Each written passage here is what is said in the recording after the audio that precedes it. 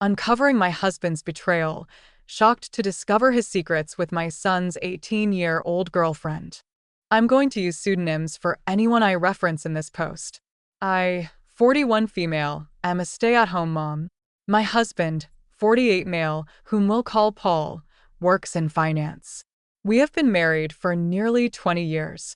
We have two kids, whom we'll call Eric, our 18-year-old son currently a senior in high school, and Mary, our 15-year-old daughter. They are both the lights of my life. My marriage with my husband has grown somewhat stale over the years for a myriad of reasons, such as his work schedule and how I've aged poorly since we first met. Our son Eric has a girlfriend, whom he's been dating since they were freshmen in high school. We'll call her Amy. Eric absolutely adores Amy. She's his first love, and she's someone I've always considered as family. This makes the whole situation emotionally excruciating for me. Last week, I inadvertently saw my husband's phone screen and got a glimpse of a text thread between my husband and Amy, our son's girlfriend. I read what looked like a message of her telling him that she misses eating his sausage. I froze in place in complete disbelief. I spent most of the day convincing myself that I must have misread what I saw. However, I didn't misread it because, over the last several days, I discovered a file on his computer filled with tons of BDSM porn. He clearly has a porn addiction. He also has saved photos of Amy from her Instagram on his computer. Although they weren't inappropriate, she was fully clothed. It was still the proof I needed to confirm that I wasn't going crazy. I also looked at his phone during opportune moments and saw more of their interactions. I wish I had never looked, how I inadvertently saw it. He was on his phone. He did not have iMessage open currently on the screen, but the application was still open. You know how, on the iPhone, when you swipe up, it shows all of the applications that are open, and you can close them? When he was closing out the applications, something he does compulsively, I noticed it. It's not like he was some kind of idiotic buffoon having a message open for all to see. I saw he forgot. He had the application running when he swiped up from a completely different app when I first stumbled upon the messages between Paul and Amy. It was like a punch to the gut. I remember sitting there, my hands trembling as I held his phone. The screen lit up with words that felt like slashes across my heart. It wasn't just the shock of betrayal, it was the way they spoke about me. Paul had taken the insecurities I confided in him and turned them into cruel jokes for his amusement with Amy. They were filled with mean, horrible things said at my expense, with him constantly comparing me to her. He would call me fat and old, among other things, with Amy lolling. The messages were sprinkled with emojis and lols, a casual cruelty that made my stomach churned. In one exchange, he'd written, "Can you believe she tried to wear that dress last night? Looked like a sausage trying to burst its casing." Amy replied with a string of laughing emojis and added, "She's so old, she probably thinks it's still in style." And it wasn't just comments about my looks. They talked about my intelligence, my interests, the way I talked. I saw words like boring, dull, and predictable used to describe the life I lived, the life I had built with him. Each message felt like they were erasing the love and respect I thought we had shared for nearly 2 decades. At one point, I read a message from him that said, "At least you're fun. Being with her is like living in slow motion." Amy had replied, "LOL, you need someone who can keep up with you, not slow you down." It was as if I wasn't even a person to them, just a thing that was in their way, an obstacle to joke about as they continued whatever this was between them. Sitting there, with each message, I felt myself shrinking, becoming smaller and more insignificant. These weren't just idle words, they were a window into how little I meant to the person who was supposed to love me most. And Amy, a girl I had mentored, laughed along with him, bonding over the ridicule they piled on me. The betrayal wasn't just his, it was hers too. A double-edged sword cutting deep. I remember closing the app, the screen going dark, and looking up at our family photos on the wall across the room. The contrast between the smiling, happy faces in those pictures and the scorn in those messages was overwhelming. It was in that moment, surrounded by the echoes of their laughter, that I realized the man I married was not the man smiling in those pictures. And I was left wondering how many times they had shared a laugh at my expense, how many times my pain had been their punchline. I've always had hunches or paranoid feelings that Paul has been cheating on me, but never in a million years could I have fathomed something like this. Last month, I found a thong in our bedroom that I know wasn't mine, nor my daughter's. I turned a blind eye to it, being naive and acting like it was maybe our daughter's, even though that made zero sense. Not only is he cheating on me, but he's betraying our son. I'm completely devastated. I don't even think words can adequately describe the dread, anger, and shock I feel right now. I'm totally overwhelmed on how to handle this because, obviously, action needs to be taken, but I'm terrified of what kind of psychic blow this will be for my son. I have no idea how to even broach this completely, up topic with him. I wouldn't wish this predicament on my worst enemy. I can't even believe I married this scumbag in the first place, and then my mind started to race, realizing that I started noticing specifically unusual behavior from him around the same time Amy turned 18. She's been 18 for 5 months now. I haven't been able to gauge when their affair started. I'm trying my hardest to figure that out. He deletes his texts every couple of weeks, it seems like, so I haven't been able to pinpoint when this whole thing started. Was he waiting for her to turn 18 before pursuing this affair? There are so many layers to all of this, and I'm completely paralyzed with fear and dread about it all. None of it makes any sense. How did this happen? Am I that much of a stupid idiot that I let all of this happen under my watch? Eric adores Amy, and the thought of revealing this sickening truth to him terrifies me. The impact on his young heart and mind could be devastating. My heart aches for Eric and Mary, who are completely innocent bystanders. I haven't confronted my husband about this because I'm frankly scared of the domino effect. I don't know who to turn to first about this. I share my story not for sympathy, but in search of understanding and perhaps advice from those who might have had to grapple with deep betrayal. Thank you for listening. Thank you, everyone, for the overwhelming support. I'm sorry if I haven't responded to your private messages. I'll get to it when I can. I'm dealing with a lot right now and taking a lot of steps that need to be taken. I'm trying to be smart and strategic with this truly surreal and terrible situation I'm in. I want to be clear that not telling my son about this was never something I was considering. I didn't mean to make it seem that way. I was just saying I'm intensely dreading it, but obviously, it needs to be addressed. It's one part of the many steps of my overall plan. I'm currently playing dumb and collecting as much evidence as I can so I can be prepared for anything and everything. I'm going to protect myself, and I'm going to make sure I don't put myself in any potential harm's way.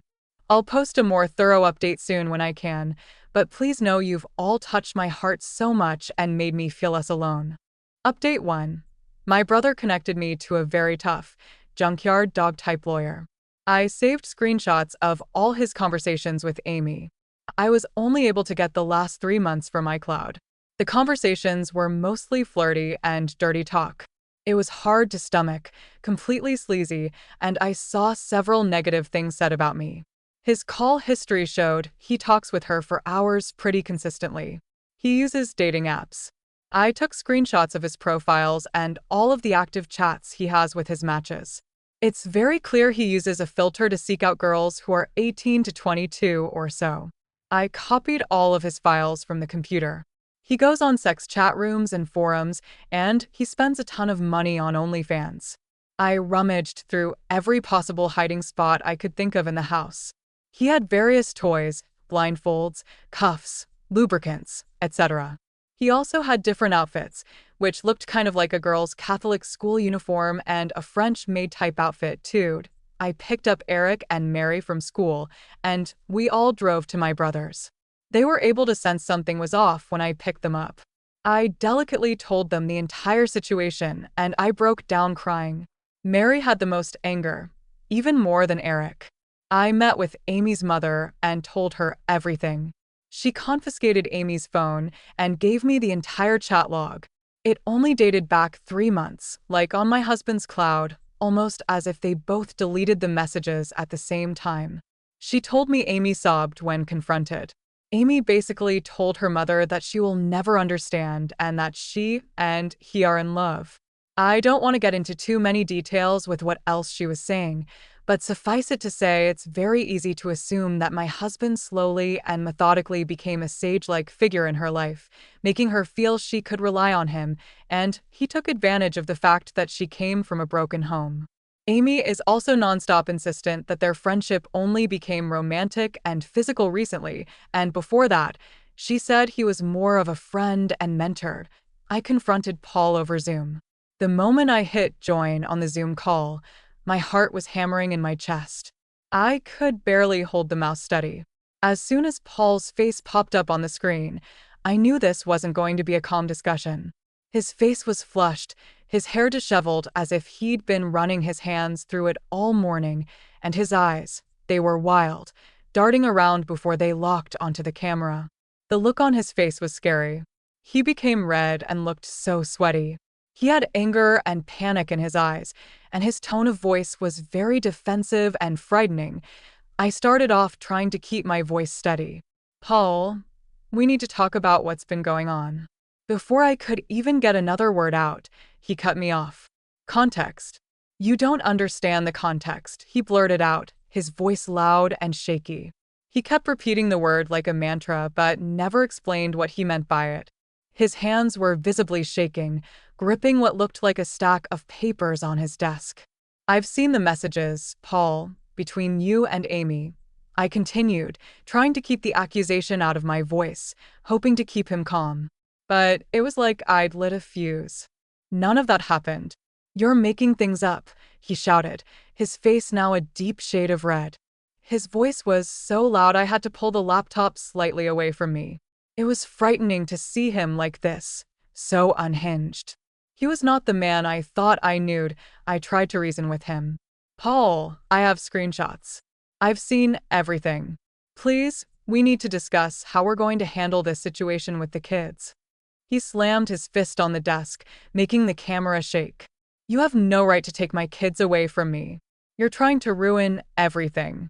His tone was accusatory, and each word felt like a verbal assault. I remained where I was, my own hands now trembling. "Paul, you need to calm down. We need to figure out a way to." "I don't need to calm down. You're the one who is overreacting. You're the one who's destroying our family." His words were almost a growl now, his face so close to the camera that I could see beads of sweat on his forehead. It was then that the real fear set in.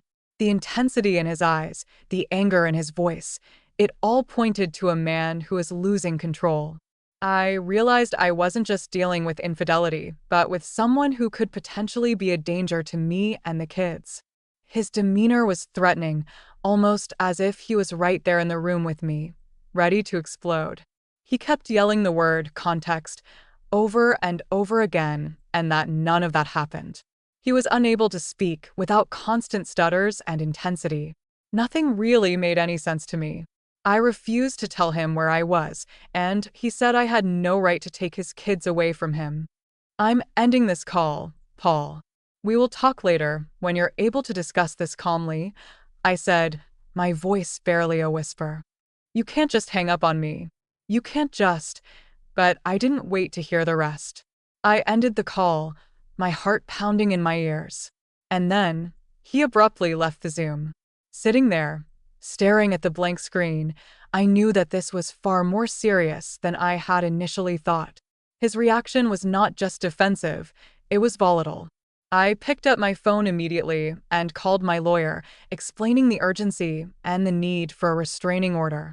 The level of aggression he'd shown was enough proof that I needed to protect myself and my kids. That call was supposed to be about confrontation and truth, but it turned into a chilling revelation of the depth of Paul's anger and instability. It was clear that this wasn't just about heartbreak or betrayal anymore. It was about safety. My lawyer is filing for temporary sole custody of Mary and a restraining order. Mary is still the most angry. She's totally furious with her dad and Amy. Justifiably so, of course. Mary is recollecting moments in time she watched her dad interact with her friends, and she's in knots about it. Eric is very clearly hurting, but he's so strong and very level-headed. He wants to see a therapist. The maturity my kids are showing makes me proud. They don't deserve this at all. Eric hasn't spoken to Amy yet since finding out the news, and I'm not sure if he ever will again. Both me and my son are going to get tested and checked out as well. There's no telling how many different women he's been sleeping around with. As for Amy, her mom has been in contact with me, and Amy has been threatening to run away with him because they are in love. We made the authorities aware of everything. I plan on being completely unforgiving and ruthless in this divorce. I'm reflecting on how I've been treated and how it's made me a shell of myself, and how I've had a very negative opinion of myself because of him over the last 20 years. I don't want to let this scumbag get away with it. I want to reinvent myself and move on stronger than ever. Update 2. Thank you again for all the love and encouragement. It gives me comfort and means so much to me. I've received many comments and messages accusing me of faking this story, which oddly also provides comfort because all of this feels unreal even to me. It validates my own feelings that there are people out there who can't even fathom this being true. I wish it were fake. I've been focusing on and worrying about how others are feeling over this, somewhat ignoring my own feelings, which I'm trying to change. I range from anger to numbness like a light switched. We're all safe and still at my brother's house. We're very careful, and his house is secured. Paul has tried to call my cell phone several times a day. I am refusing to interact with him, and I will have my lawyer handle all correspondence. He scares me, frankly. My brother has a very secure house with an alarm system and deadbolt locks. We feel safe with him. Both my son and I got checked out and tested. It appears so far that we're both clean based on the immediate rapid tests, but in the coming days, we'll know for certain when the lab results come in. I'm not overly concerned. We've set up an appointment with a therapist for him next week, which I'm relieved about. He needs someone to talk to, someone professional who can help him navigate through this maze of hurt and betrayal he's found himself in. It's not just the betrayal itself, but who's behind it. His father, someone he looked up to, and Amy, who was practically part of our family. That's a lot for anyone, let alone an 18-year-old, to process. He's not himself right now. He seems a bit shell-shocked, and I am concerned. He internalizes a lot, and it's hard to get a read on what's going on in his head. Despite his own turmoil, Eric's concern for me has been touching, almost heart-wrenching. He often asks, "How are you holding up, Mom?" His voice carries a maturity that it shouldn't have at his age.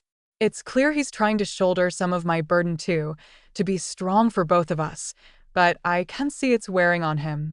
Every so often, I catch that look in his eyes, a mix of sadness and resolve that no child should have to bear towards their parents. He's not interested in corresponding with his dad at all. He calls only my cell phone. He hasn't tried to contact Eric or Mary, which is both a relief and a deep cut. It's as if, with everything out in the open, he doesn't know how to face them or chooses not to. Eric doesn't seem interested in reaching out either. When I mentioned his dad the other day, there was a brief flash of something like anger or maybe pain in his eyes before he quickly masked it with neutrality. "I don't have anything to say to him right now," he said and left it at that. I get the sense that Paul is extremely nervous. He's scared, and I think he deep down knows that if investigated thoroughly, he would be in big trouble. That's what my gut is telling me. I still think about the Zoom call with him, and the more I think about it, the more it looked like he was a man whose entire world was crashing down on him. The panic in his face was very apparent. I offered Mary for me to make an appointment with a therapist as well, but she doesn't want to see one yet. She said she's open to it eventually, but wants time to herself. She's been asking her friends about her dad and if they experienced any creepiness from him. Her friends were open and honest with her, and apparently, they felt like he stared a lot and sensed his hovering presence whenever they were over. One of Mary's friends went so far as to say that she felt like he was checking her out a lot, like looking at her rear and complimenting the color of her yoga pants. At the time, no issue was brought up about it, but in light of everything that has been happening, it seems strange now. He would sit himself in different areas or vantage points to get a good view of her. She claimed he also asked questions about what kind of friend group or which clique they were in at school.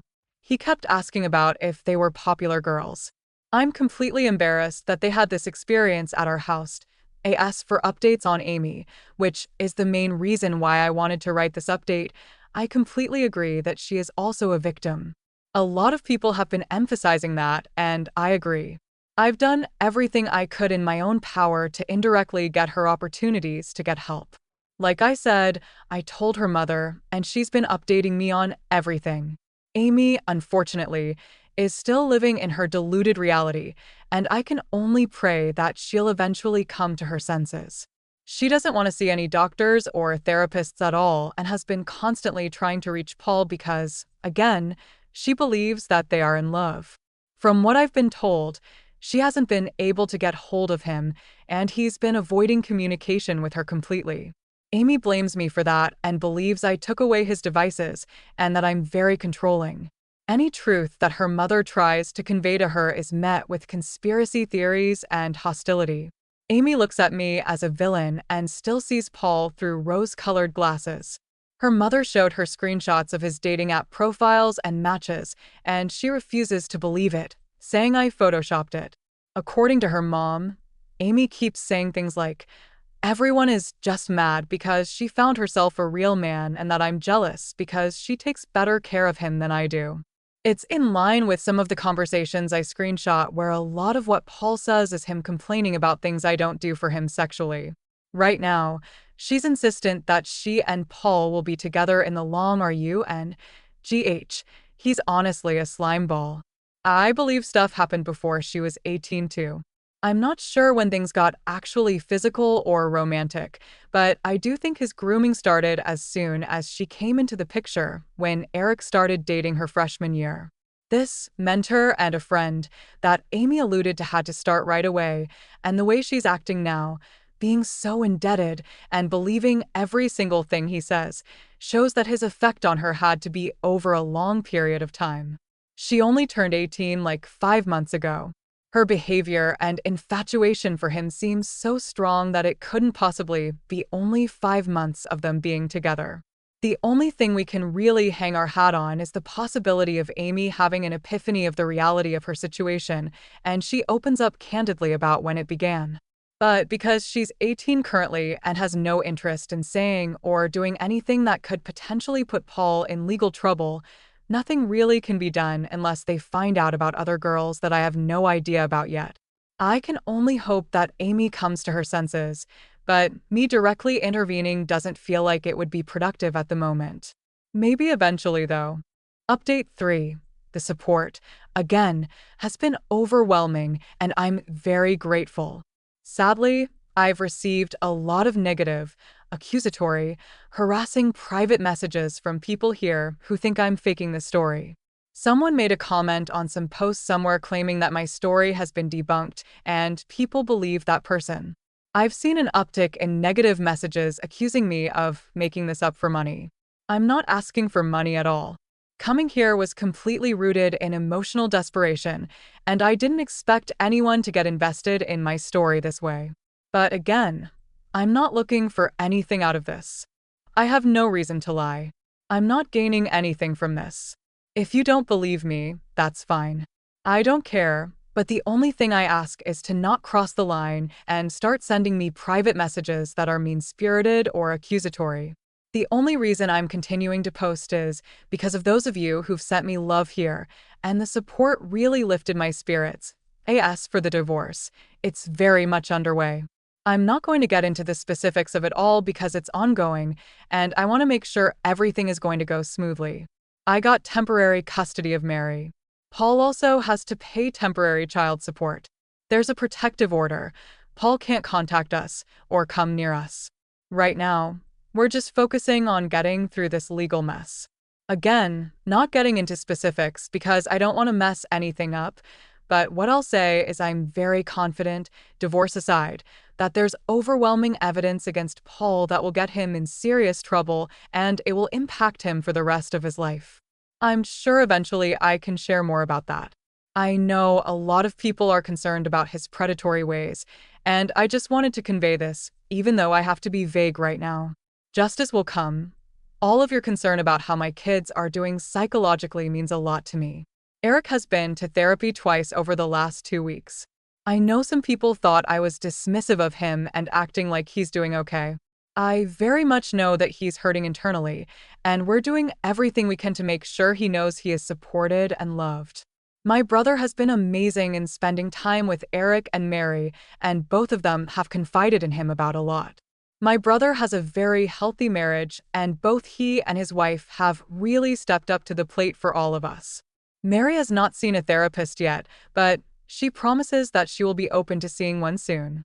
Her anger has mostly turned into sadness, I noticed, and I hope I can get her to see a therapist soon. Her friends have played a key role in this whole thing, and that's something that Mary has been grappling with as well. I know a lot of people are invested in the well-being of Amy as well. There were a lot of questions about whether Eric and Amy would still see each other at school. It sounded like they go to the same school, but they do not. Eric and Amy went to the same junior high school and knew each other even then, but Amy ended up going to an all-girls Catholic high school while Eric and Mary too stayed in the public school system.